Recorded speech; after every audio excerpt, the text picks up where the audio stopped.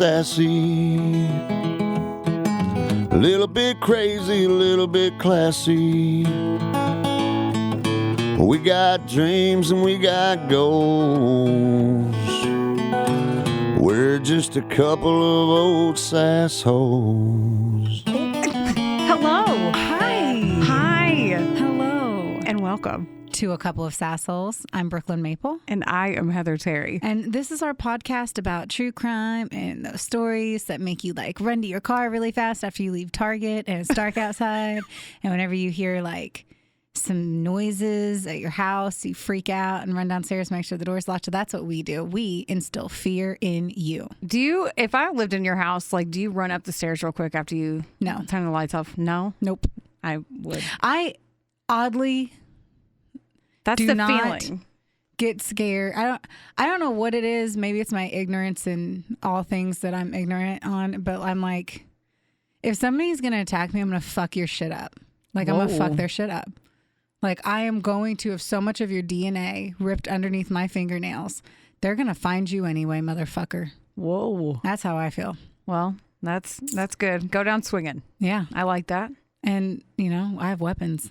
I don't think I would. No, I'm scared of the dark. I wouldn't do that. But anyway, that's the feeling that we want to give you with this podcast, with a little laughter. Yeah, little joy. Sprinkle that joy up in that fear. You know what I'm saying? I do know what Or you're like saying. a tattoo. Speaking of fear, I have got to tell you about my ghost story. I haven't even told you this. I know. I have heard. Okay, so Heather, something happened, and Heather has referenced it since yesterday. At what time? It's like 3 p.m. She has referenced it at least 11 or 12 times. I've heard her either mention it in a group text, talk about it in front of 2 other people, mention it to me and bring it back up again, and then mention it again. And I'm like, I understand that we have not been able to unpack this. So It was a lot. It's been 24 hours, and apparently I think it's time. so much has happened. I think it's time. So one of my clients is Sassholes Restaurant here in Owensboro, Kentucky, and I was meeting with the manager yesterday. He always tells me it's haunted. Always. So he said, do you want to see the upstairs where everything happens? And a couple people that work there have told me things happen up there, right? So I go up there. That's where they like do private parties up there, They right? do. Yeah. Mm-hmm. I've been to a private Like, party up there. It's really neat, but you have to like go through the kitchen and it's, yeah, you can tell. Very VIP experience. So I'm up there standing in the middle of an open room talking to the manager. And I said, what's the story behind this place? He's telling me, and he said it's called the Callus Room. And I said, why? Right when he said, I know, I think of calluses on your hands or Yeah, me something. too. You just gave me a look. Oh. So I'm standing there in the middle of the open room. I'm not making this up either. So my temperature dropped like 20 degrees. Like it felt like it got really, really cold around me for no reason at all. And then all the hair on my arms stood up. Ooh. I swear to God, someone poked my elbow. Someone poked my elbow. So a ghost touched me. What a weird And I'm thing to standing poke. there, right? Out of your big Like- tits and an elbow. They're like, it was obviously a woman or a child. It was not a man. But like, so I'm standing there and he goes, I look down at my elbow and the manager goes, he touched you, didn't he? And I go, oh my God. And I was freaking out about that. So then he gets a phone call and leaves me upstairs. You could have walked down the stairs.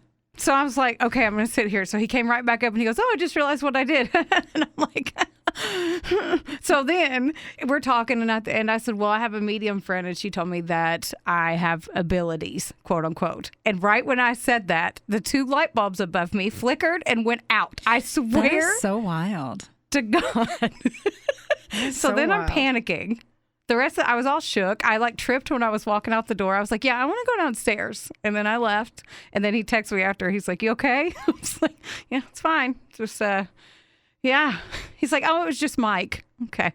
Well, Mike, Callus. I was going to say, I couldn't remember the last name. I was like, what is the last name? That's Anyway, wild. So, yeah, that was, believe me or not, but I swear in my husband's life that happened. Oh, I believe you. Oh, I would know never you think do. lied. It's for everyone else. Oh, yeah. Hey, all you other people. She's Yes. not lying. That's right. Man, Anywho, that's wild. just thinking about it gets me. It was weird. Yeah. It was weird. Anyway. You went through so much while Heather was speaking to the ghosts. We went on a vacation, right? And I could not find the certificate for said vacation, and we had to know by Sunday. It's currently Thursday, and we couldn't find it anywhere. And I do not lose shit. I am No, you anal don't. as fuck. I don't know if people who listen to this podcast can understand that I'm a pretty rigid, like when it comes to all things keeping shit organized and not losing it. Yeah. My God, we searched. I at least wasted 2 hours. I had really low self-esteem because I just beat myself. I just shit all over myself as a human being for 2 fucking days trying to find the certificate. And my boyfriend's son had flipped it over and written a note on the back of it and put it over to the side. And I almost lost my damn mind. Yeah. It was, oh my God. Travis was looking for an hour. He was like, I can't find it anywhere. That was heartbreaking because I was like, oh my God, I won this. I'm so excited. I'm so grateful I won it. And then I lost the fucking piece of paper. Then you had to pay for your trip yourself. Well, long story short, it has been found. And so I will be drunk on a beach in 2 weeks. But man, that sucks. I just felt like I got myself all worked up for no reason. I don't think you've ever texted me and said, I lost blah, blah, blah. Oh, really? Besides one of my Christmas presents.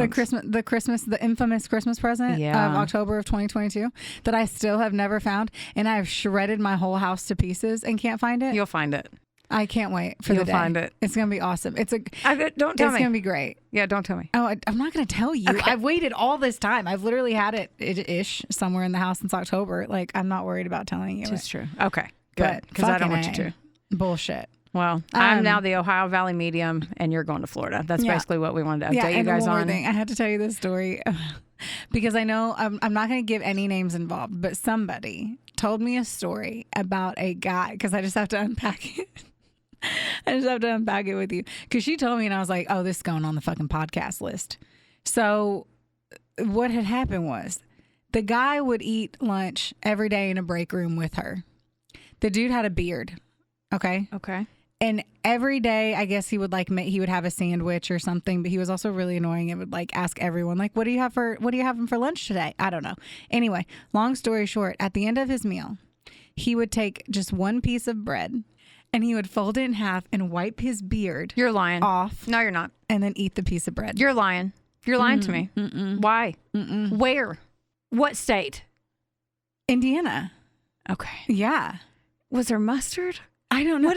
Why? I don't. I'm so mad. So is your beard messy and you need to get the condiments off? And how do you know that you're not eating beard hair? Ew. That's the first thing I thought. My first thing I go, I need you to show me.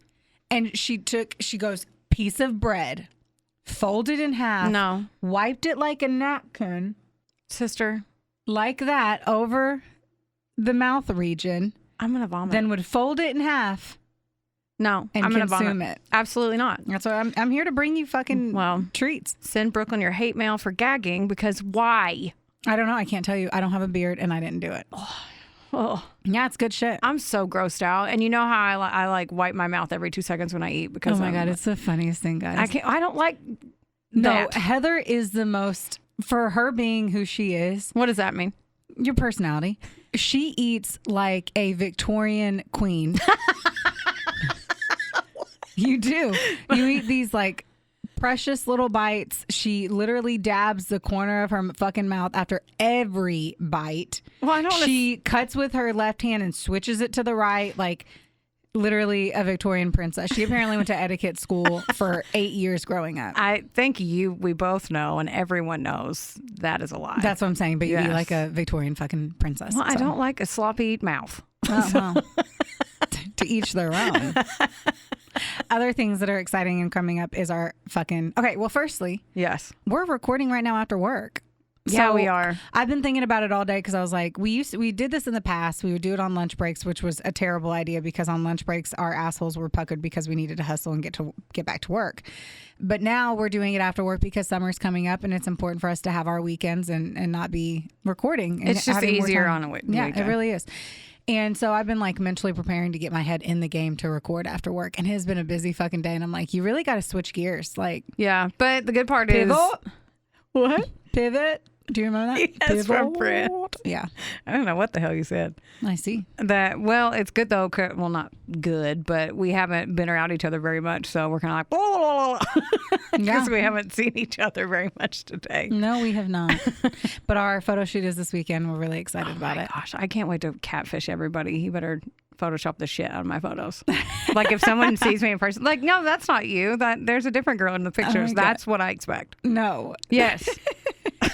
Catfish, season 27. Oh, Me. and it's just Heather and her photos. I Me love and it. all my pictures. Can't wait. Mm-hmm. Should we start talking about our episode? Do you think we should?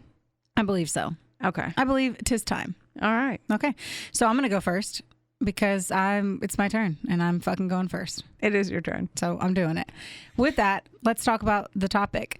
So the topic today was Vacation murders. yes. Mm-hmm. And I have a feeling Heather took it one way and I took it a completely different way. And I picked I was like, I should have just picked someone who went to Mexico and something happened. But instead I picked a serial killer who killed hikers. Oh, that's the Oh. dumbest thing. wow. So I'd committed to him prematurely, like we do sometimes. I was like, hey, let's do this. And then I was like, oh fuck. Oh fuck. You've done a lot of things that you think would scare you from doing your personal hobbies. Yeah. And I don't even think I realized what it was. Yeah. That's what it is. Yeah. So I'm going to tell you about Ivan Milat. And most of this, if not every single ounce of it, came from Wikipedia. As this is a pretty well-versed one. Yeah. And I called it, he liked to kill Mulata. Oh my God. Like a lot. Milat. He be killing Milat. You know what I'm saying? I can't with her. So this one, he is literally known as the backpacker killer. I'm a twat. I literally. Why would you do this? Honestly, I read it was like top 5 gruesome vacation murders, and he was on the list. The other 4 were stories that I just was not interested in, so I just kind of grabbed him, and then I was like, I'm picking him. I picked him before I even read anything, really. Yeah. And I think I'm an idiot. It is what it is. It'd be like me doing the vodka drinking karaoke serial killer, and then I'd be like, oh fuck. Yeah. Like he only roofies people who drink vodka with And Mio sing in it. Madonna. Yeah. That would be a gay man. Yeah. Well, at least I get killed by a cute little guy. You hope. You don't know. Okay. So Ivan Milat, he was born on December 27th of 1944 in New South Wales and basically had a normal childhood, minus being the 5th of 14 kids. Wow. Gotta love the 40s. On purpose? 14 kids? Sorry, keep going. No, they just jumped down the stairs and it didn't take. Yes, on purpose. Jeez. Also, they were Catholic, so it was very on That's purpose. basically what I was getting at. Sure. So his father had a temper since he was a drunk, but it seems like they had relatively aware parents who checked the boxes off at the time for being considered decent. His siblings do recall that he had antisocial and psychopathic behavior at a young age, just over here attacking some animals with machetes and shit. Yeah. I hate when they do that shit. Well, you know, you got to start. You need the weed of the killing, the gateway drug, if you will, for serial killers. I didn't know where you were going with that. Is killing them mammals. That's so sad. Followed by humans. Ugh. FYI, guys. So this is in South Wales. So there's a lot of shit that's going to be like, what the fuck? I'm really confused because it's not our country. Guess who didn't have time to look into it and give you more insights? Feel free to ask follow-up questions, Heather, but it's very, very, very, very likely I don't have an answer and we're just going to have to come up with our own assumptions. Challenge accepted. Bam. So, yes, he got sent to a residential school at 13, but by 17, he was in juvie for theft. And then at 19, he was involved in a shop break-in. Oh. Yeah. So this all started, obviously, he had a problem young and continued on his journey of debauchery and bad shit. Yep. In 1964, he was sentenced to 18 months for a B&E. And then a month after that release, he was arrested. A month, okay? 1 month. Yeah. After doing 18 months. For anyone who doesn't know, that is 1 year and 4 months. That's a long time. That is a very long time. He missed a New Year's Eve and a Christmas. I'm just saying. He was arrested for driving a stolen car. And then he was sentenced to 2 years of hard labor. What does that mean? Then there we go. That was the first. I was like, oh, she's already going to have questions. Hard labor. 2 years of it. What's soft labor? What would they be like? Hey, I need you to Washing clothes. file these papers Yeah. with gloves on so you don't get paper cuts for 2 years. Laundry. That's soft labor. That ain't soft labor. Yeah. At your house, it's hard like labor. You have to run construction. up and down the stairs. You ain't lying. In September of 1967, at age 22, he was yet again, sentenced to 3 years imprisonment for theft. This dude cannot keep his hands in his pockets. Why is he Winona Ryder and everything? I don't know. If only he could have stopped there, because we see this a few times where you get a couple of years in jail under your belt and then you come out and you just like fuck shit up. Yeah. And that's pretty much what happened. And they go in there and learn stuff from other prisoners. He was a thief who also liked to machete up some fucking animals, and now he's been there. So this motherfucker, on April 7th, 1971, he ends up abducting two 18-year-old female hitchhikers near Liverpool railway station. I cannot say railway station. That's that was a hard say. one for me. That's hard to say. With a knife. Okay. So he takes them, and he rapes one of the hitchhikers before they stopped at a petrol station cafe, which sounds like a gas station. Like a then Buc-ee's. they throw a cafe on it. Maybe it's a Buc-ee's in South Wales. They managed to escape, and he was arrested later that day and was charged with 1 count of rape and 2 counts of armed robbery. Well, at least I got him the same day. That's so sad. Wait for it. Ugh. Wait for it. Okay. While awaiting trial, he was involved in a string of robberies with some of his brothers before faking his suicide. What? By leaving his shoes at The Gap, which is a renowned Sydney suicide site. Oh. At first I was like, why do you leave him at the store? I literally read that and was like, The Gap. Like, he just went there, dropped it, and they're like, suicide. This This guy had to have killed himself. He left his shoes here at The Gap. We were out of the green cashmere, and he was like, fuck this life. I'm not doing this anymore.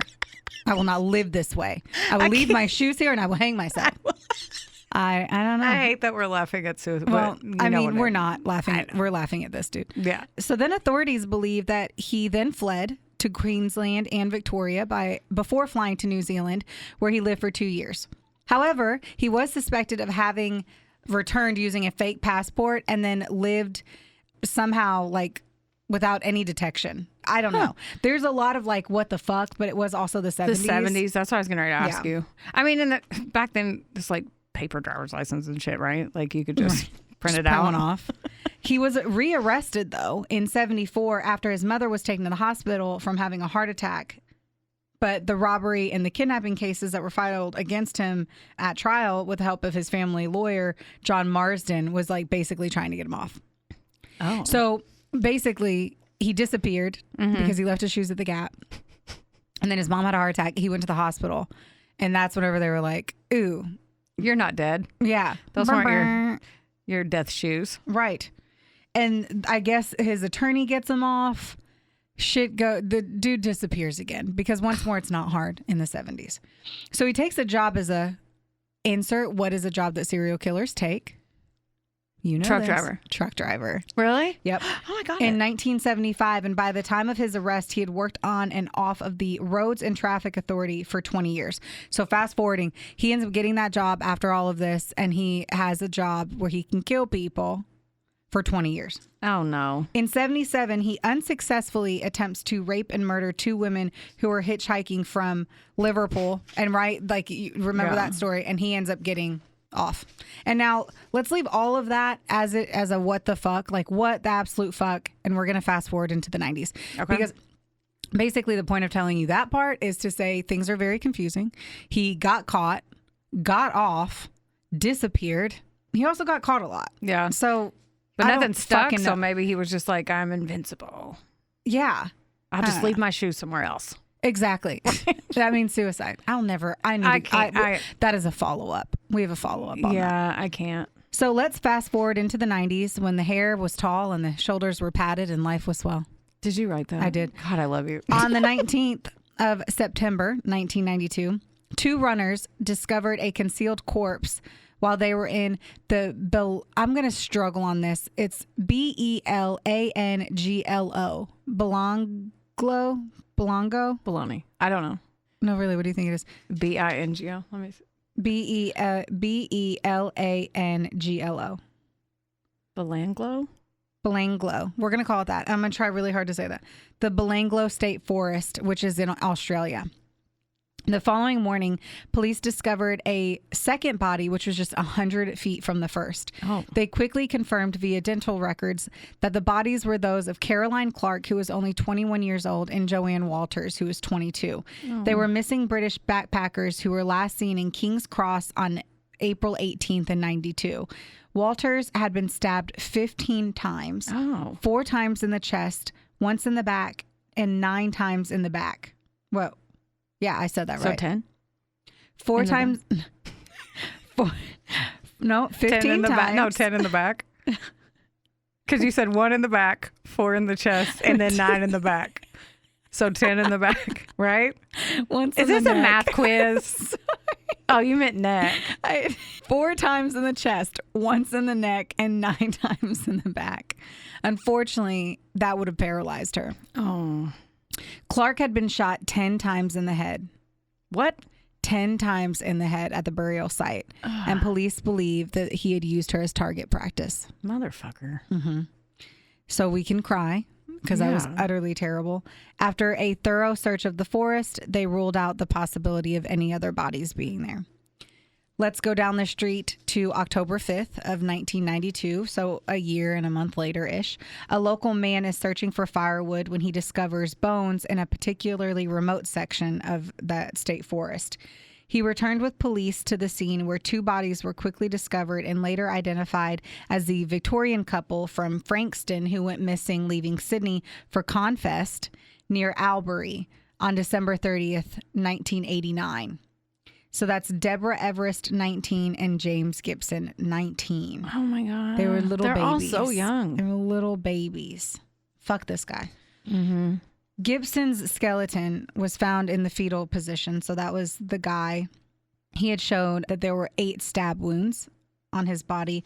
A large knife had cut through his upper spine, causing paralysis as well, and stab wounds to his back and chest that would have punctured his heart and lungs. God. Everest had been savagely beaten. Her skull was fractured in 2 places, her jaw was broken, and there were knife marks on her forehead. No. She had been stabbed once in the back as well.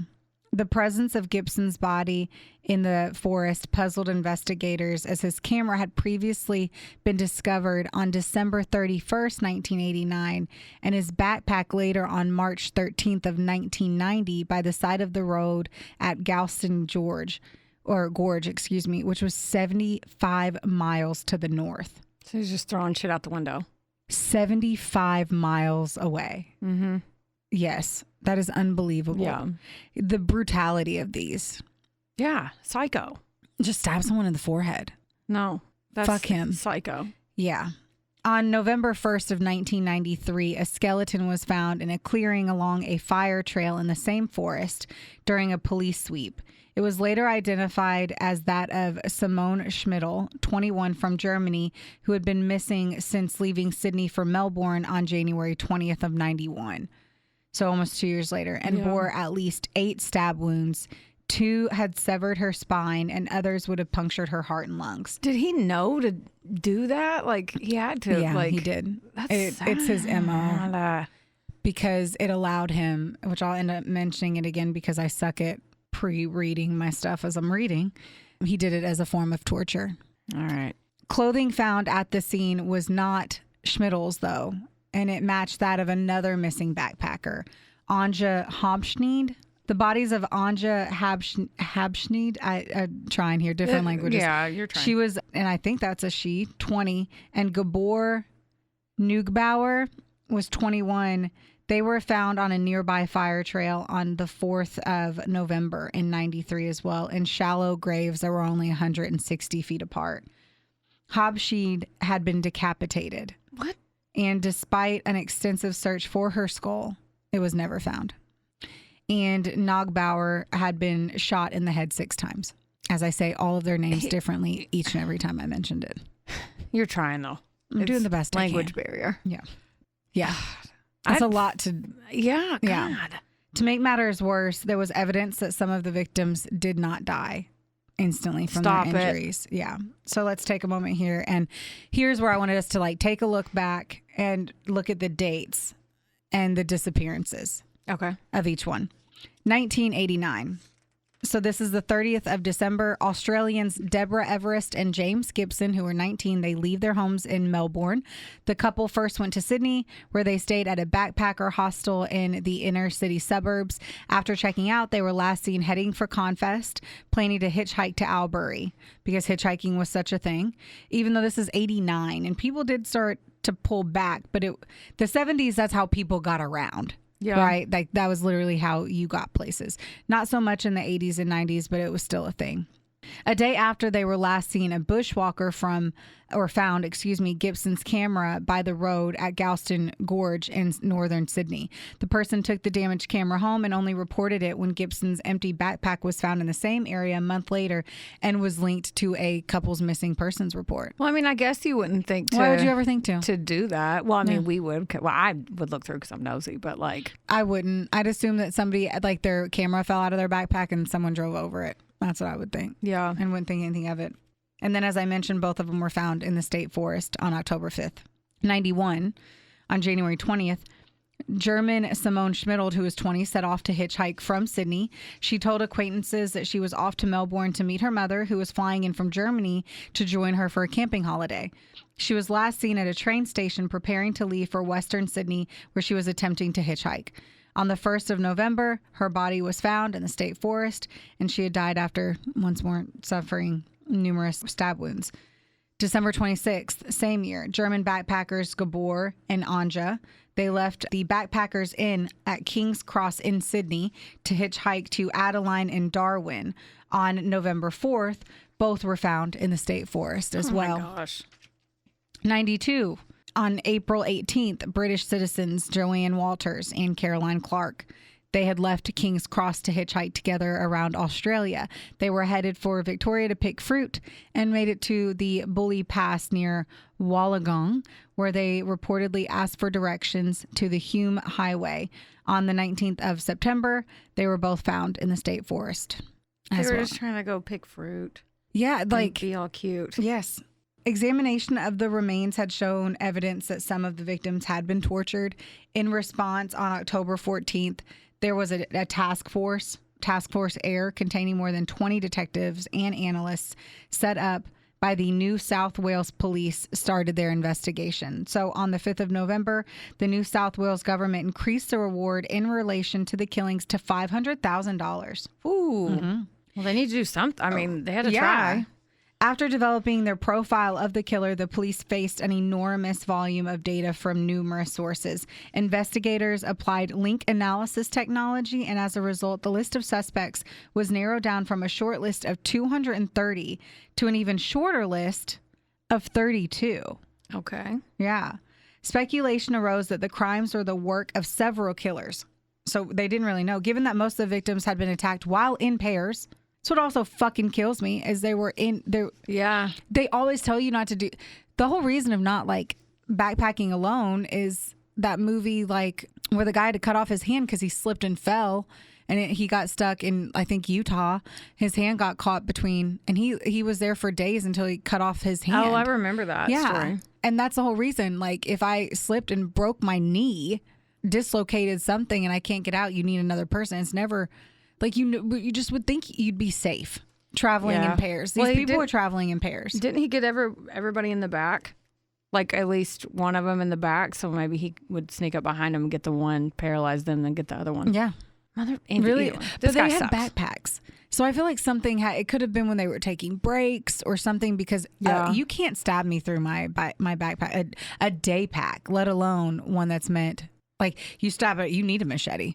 So, I mean, it had to have been maybe they took off their packs for a second and he just attacked. I don't know. Or he could have picked him up. Maybe. And hitchhiked him. Hitchhiked him. I don't know what that was. Hitchhiked him? Yeah. Like, hey, you look like you're walking. Do you want to get in the car and take a ride? Is that they were all hitchhiking. They were all getting rides at some point. They were all hitchhiking. Yeah. So, I don't know. They also thought that it was several different killers because most of the victims were attacked in pairs, as I mentioned, but that they had been killed in different ways and they were all buried separately, so that maybe two people were doing it at once. What the fuck? Yeah. It started like one had a knife and one had a gun. I mean, it's valid. It is valid. It makes a lot of sense. Mm-hmm. On November 13th, police were contacted by Paul. Ready for the worst name? Sorry, Paul. Onions. I've heard this story before. And you remember it because of Paul Onions? Yeah. Oh my gosh. Yeah, I hate onions. Isn't it So, amazing the fact that you remember? You're like, I've heard this story. Yeah. And it always takes 30 minutes into the episode. And you're like, I remember now. I'm guilty of it all the time. My favorite murder did because Paul Onions. Okay, anyway, keep going. I will. Yes, I please. will. No, Please everyone, do. stop listening to this podcast and pull up My Favorite Murder, because that's what Heather just said to do. So police were contacted by Paul Onions, who was 24 in the United Kingdom. A few years earlier, on January 25th of 1990, Onions had been backpacking in Australia, and while he was hitchhiking from Liverpool towards Madura, he had accepted a ride south of Casula. I'm sucking at all these names. Hopefully no one is cringing at it.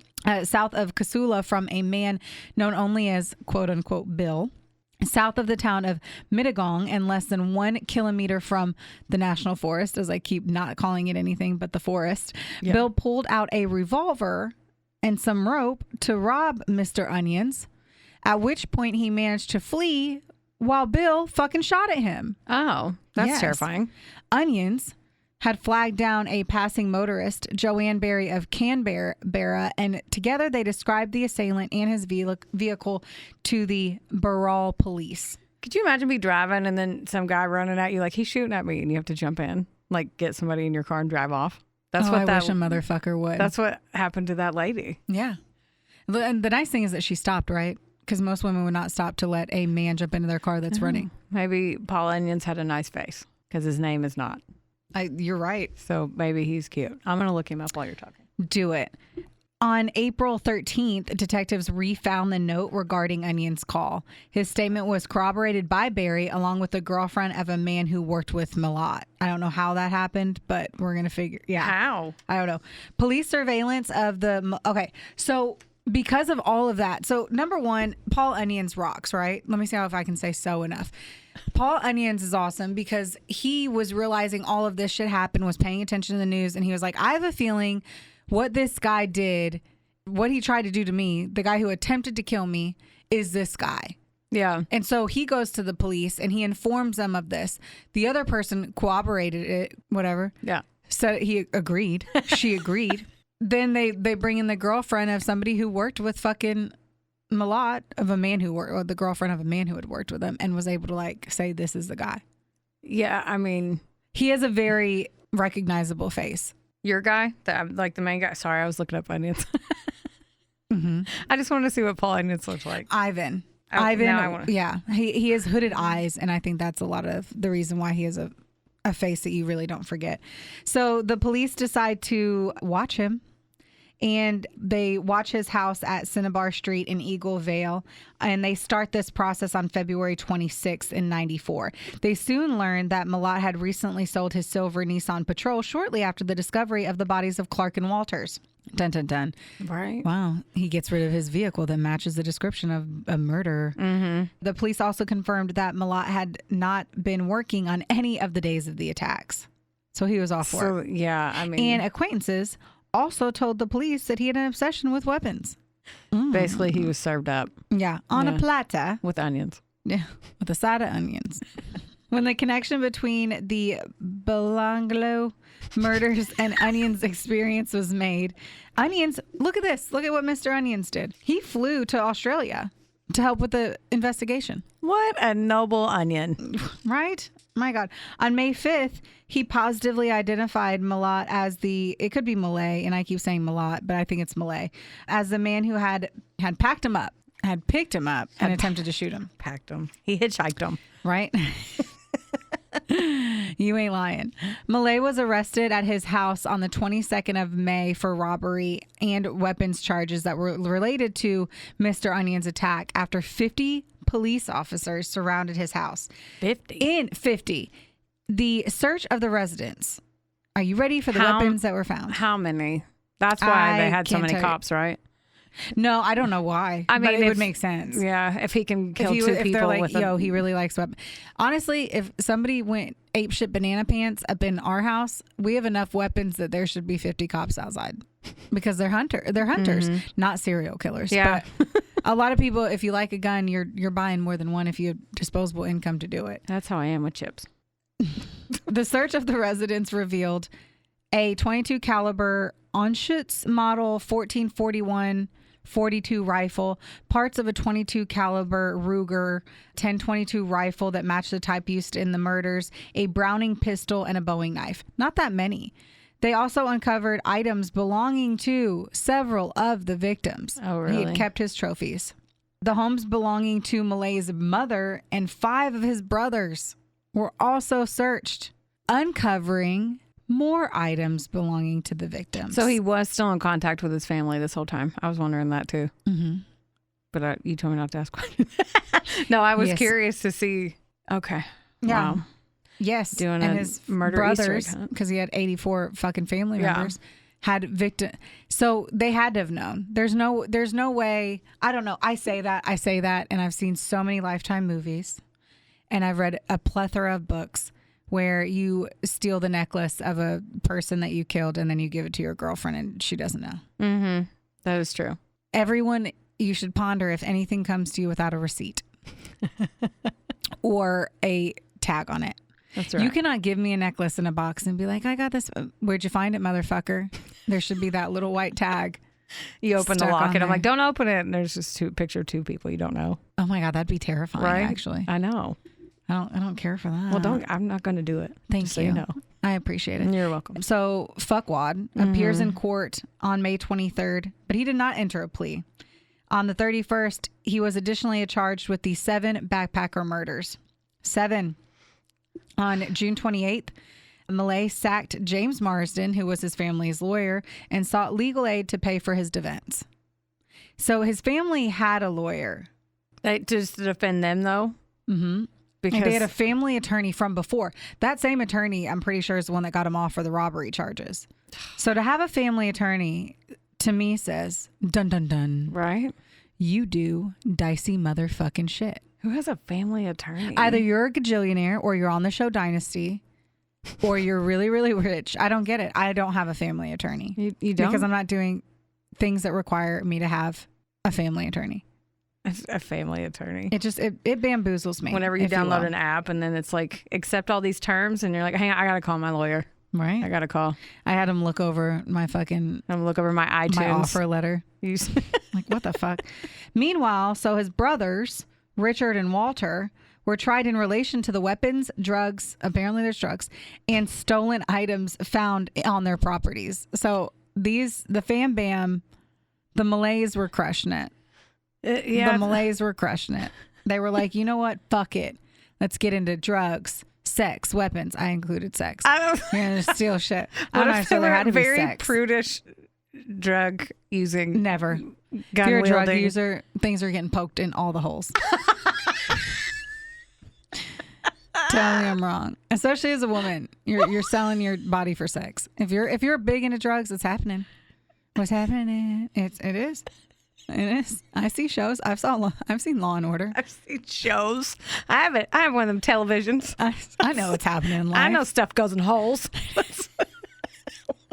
That's basically what you're like, and I added sex. I'm like, what if they're very prudish? They're They're just like, not. hey, let's do this line and go watch a movie and be in bed by 8. As they decapitate and stab people in foreheads. Yeah, oh yeah. Okay.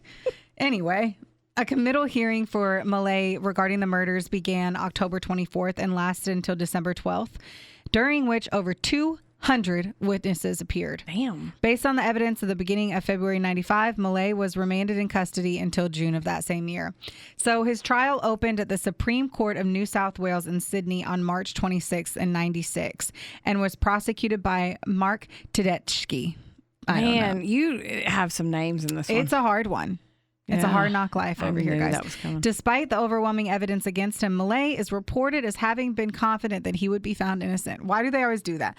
They either they're super adamant that they didn't do it and that they're going to get off and that everyone else in the world is super fucking stupid, or they're like, look how big my dick is. I not only killed them, I killed blah, blah, blah. Yeah.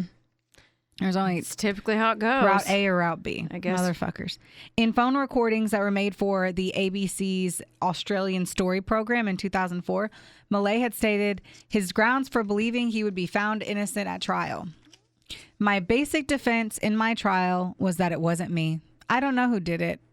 It was up to them to prove my guilt, not for me to prove my innocence. apparently he has no idea what the justice system is. No, I don't. The justice system is pretty much just begging to prove your innocence, even if you are innocent. Anyway, fuck them. His defense argued that in spite of all of the evidence, there's no non-circumstantial proof that he was guilty, and attempted to shift the blame to other members of his family, particularly his brother Richard. Oh, wow. Well, he's got this guy, 15 to choose from. Real quick, literally says, okay, I totally know that I wasn't at work those days, that I was in those locations, that I have the same weapon that was used in the murders, and you found victim items when they were backpacking, so an impossible thing to have stumbled or happened upon. Yeah. I didn't do it. Oh, I believe him. Motherfucking fuckhawks, man. 145 witnesses took the stand as well. Wow. And so I don't know. They said over 200 and then 145. So I don't know if they're arguing, a shit ton. or if it was 145 against him and 200 for the victims. Who fucking knows? Including members of the Milat family who were trying to give him alibis. Wow. Yeah. Wow. After 18 weeks of testimony, they found him guilty of the murders. Good. He was given a life sentence on each count without the possibility of parole. Bye-bye. He was also convicted of the attempted murder, false imprisonment, and robbery of our baby daddy onions, for which he received 6 years imprisonment for each. But let's keep going. Oh my gosh. Because I can't stop. Can't stop, won't stop. Yes, the story keep going. keeps going, and it continues to give just tidbits of wonderful moments of fucking ape shit craziness. In his 2004 interview on Australian Story that we had talked about previously, he denied that any of his family members were involved in the 7 murders, even though he did try to kick it onto Dick. He decided that on January 26th in 2009 that he would just cut off his little finger. Why? With a plastic knife. Why? With the intention of mailing it to the High Court of Australia to force an appeal. What does that even mean? Be like, you know what? I wasn't going to look at this appeal, but I mean, homeboy sent his pinky. We gotta give it a second glance. At least bare min second glance. This file came with a pinky attached. Do you want to look at that one first? His secretary comes in and he's like, "No, I'm not looking at that." And he's like, "But there's a finger in here."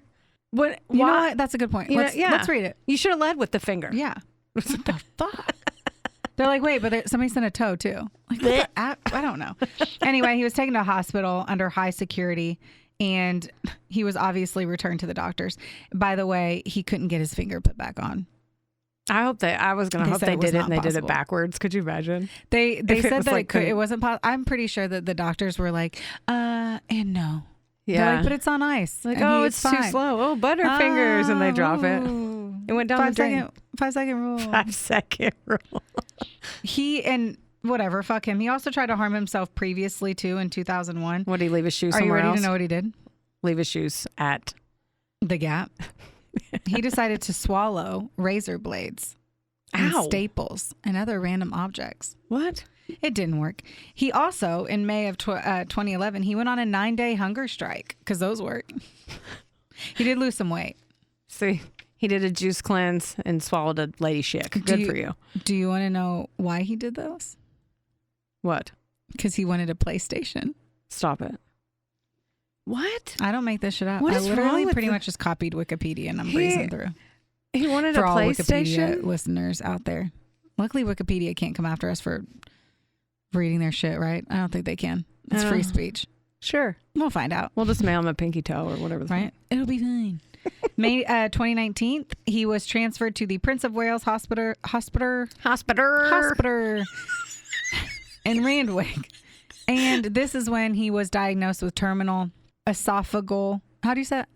Esophageal? Yes. I've made that up. I have no idea. Esophageal cancer. Yeah, you're right. I knew it the whole time. Following his treatment, he went back to the Long Bay Correctional Center and stayed there. In August of 2019, he was moved to another treatment center that was located in another. Who really fucking cares? Yeah. Because he dies. Yay. Yeah. It was for a late real birthday or fake? Present for me on October 27th of 2019. So kind of recent. He died of the esophagus and stomach cancer at 4:07 in the morning. I hope it hurt. With high 9. Are you ready for this? It gets worse. There's so much. I can't tell you. Prior to his death, he writes a letter to his family requesting that his funeral is paid for by the government. by the New South Wales government. The request was denied. Whoa. Ooh, Breaking news. Oh, yeah. Instead, they were like, you know what? Fuck you. We're going to just cremate you. What? Really? Mm-hmm. They put him in a pepper shaker, I hope. And all the everything was reimbursed, and it was all paid from his prison account. In his final days, New South Wales police said in a statement that their officers visited Milat 8 times in prison and in the hospital in an attempt to elicit a confession from him. However, he did not confess. Various strategies were deployed on each occasion, including different combinations of detectives and utilizing recorded interviews with victims' families as an investigative technique, the statement said. No further information was received or provided to police during the interactions. Yeah. Man. Although he died and he had never confessed, he is said to have previously admitted to his mother, with whom he had a close relationship with, that he was the one responsible. How do you think for that the came up backpacker in murders. How do you think that came up in conversation? She's like, "How's jail?" He's like, "Hey, I gotta tell you something."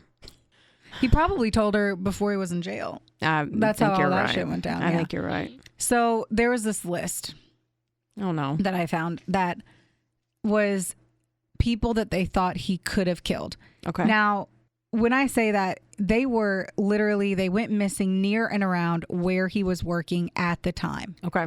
It was over 28 people. Stop. I was going to include them. But then 28 people. That's insane. I mean, it's plausible. They couldn't find enough evidence in any of them, though, to charge him with those murders. That's sad But for it's the super, super plausible. and it's super sad for the families of those people that you want to be like, he did it, and they don't know for sure, and they won't know. Yeah. And They have to live their life not knowing and trying to find peace with that. They just have to hope. Yeah. That was. Well, that fucker. Let me pivot Here we real go. quick Okay. Are you about to tell me where into Onions his is? personal life. Oh, damn it. Okay. Because this one made me chuckle. Okay. So Malay, he meets this 16-year-old girl, get ready for her name, Karen Duck, in 83. What? Okay. And guess what? What? She is pregnant by his cousin when he meets her. Oh. So they get married in 84. What? And they have a daughter of their own. So, wait. Yes. So she had the first. When she was 16, she had a baby by what She had will a be baby her, duck. Wait, she doesn't die, right? by her future husband. She had a brother cousin, a duckling. Literally. What are these names? I don't know. I didn't make them up. They end up getting divorced. She leaves him in 1987 For a because goose? he beat her. Oh. Mm-hmm. I'm not shocked by that. That he hits people too. Fucking psycho. Yes. She also said that he was gun crazy and that he would kill kangaroos when he would go to that state forest. What a piece of shit. Malay's great nephew, Matthew Malay, and his friend Cohen Klein, both aged 19 at the time of their sentencing, were sentenced in 2012 to 43 years and 22 years in prison, respectively, because they murdered this guy named David Oshtaloni on his 17th birthday in the state forest in November of 2010. So this whole family is fucked. Matthew struck sweet baby David with the double-headed axe, and Klein audio recorded the entire murder. No. Oh my gosh. That's sad. On July 18th of 2005, James Marsden, who was his former attorney, made a deathbed statement in which he claimed that Malay had been assisted by his sister, Shirley Swar, in killing 2 of the British backpackers. So his attorney, deathbed confesses. His attorney is like, his sister was in on it too. Mm-hmm. In May of 2015, his brother Boris told Steve Apperin, whoever cares, who's a former homicide detective, that Malay had admitted responsibility for accidentally shooting a taxi driver named Neville Knight with a shotgun during an attempted robbery on March 6th in 62 when Malay was only 17. And then Knight was left paralyzed from the waist down. And he was never caught. And an innocent man, Alan Dillon, was convicted and did 5 years in prison for the crime. Oh, no. Yeah. So now we know why they had a fucking family attorney. Yeah. Jesus. Yeah, you're right. Wow. He never got charged with the crime, but they definitely know that he did that too. Fucker. Mm-hmm, Well, I'm glad he's dead. And he only had 9 fingers when he died. And they did, of course, there were books about him. A book by Malay's nephew, which is not the one who was a murderer. I was going to ask The that. Malay Letters was in 2016. There's another one that was called Catching Malay, which was like a show. I don't know. There's a lot of shit about it. That's insane. Like, what the fuck? There's a true crime documentary series entitled Ivan Milat, Backpacker Murderer. And that was released, and that had included 20 additional victims because of the fucking long ass list. 28. 28, roughly. I skimmed because it was that long, 28. but at least 28. Yeah. Shit. That was a lot. Yeah. Where's Paul? I don't know. What's his middle name? French? Green. Oh my God. What is it? You don't know? French. French onions. Paul French onions. So fuck Ivan Milat. Fuck. And that is the story of the backpacker murders. That was wild. Yes. Sorry I didn't go into the victims much. My deepest apologies. But whenever you have serial killers, you don't really get that luxury unless I take 2 hours. Yeah. Which I think this might be a one and done, a turn and burn. I didn't realize that took so long, guys. Yeah. I mean, it's a good story, though. It is. We always try to keep our episodes at like the 45 to 60 minute mark. I don't know if you guys know that. Yeah. We like to hang around a good hour. Yeah. We like to do that. So mine's pretty beefy. I kind of trimmed the fat for it to keep it under my. Which I apparently failed. No, but yours, you couldn't not, though. You're right. I really couldn't. The story was just a little too beefy. Yeah. It was a beefy So story. I'm going to make mine a little bit fattier, and we'll bring on the part 2 of the vacation murders next time. That sounds delightful. Doesn't it? It does. And we're also going to have photos taken. We're going to be fresh to death. We both got new hair. Like, Oh my gosh. I can't even. her hair looks good. I didn't want it to be blonde. I just wanted some blonde in it, and I'm completely blonde right now. It looks good. It is what it is. However, I would like it to be brown. yes. So I'm going to get it re-dyed, but not before the photo shoot. So blonde hair photo shoot. Here we come. We'll just have to schedule another one because it didn't take us this much time to coordinate this one. Right. Right? Right. I know. I need to go eat a sandwich and then wipe my beard off with it. I'm going to think about that. And my husband has a goatee and facial hair. So now every time he eats a sandwich, I'm going to think about it. I don't think you realize what you farted in the elevator and then you got your ass off of it and walked away is what you did to me. I don't feel like I did because I You just did. shared. No, You I did. stayed on the elevator so I could smell the fart too because I was already dealing with this storyline on my own, ma'am. Yeah, you did hold that one in for a while. You were really ready to tell me to. Yeah. So I appreciate it. If someone did fart on an elevator and you tried to get off, I would grab the back of your shirt and be like, no, together. We're going down on the ship together. Yeah, we would both get off on the floor and take the elevator. You or take always the stairs. get off on the wrong floor on elevators. So do you. It's a thing that everyone does. Yeah. Act like people are paying attention to what floors they're getting off of. The fuck we are. The fuck we are. Well, you guys, we love you. We think you're wonderful. Yeah. And can't wait to record some more. Rate, review, subscribe. Rub-scribe. Rub that scribe. We love y'all. Bye. Theodore, can I pet that dog?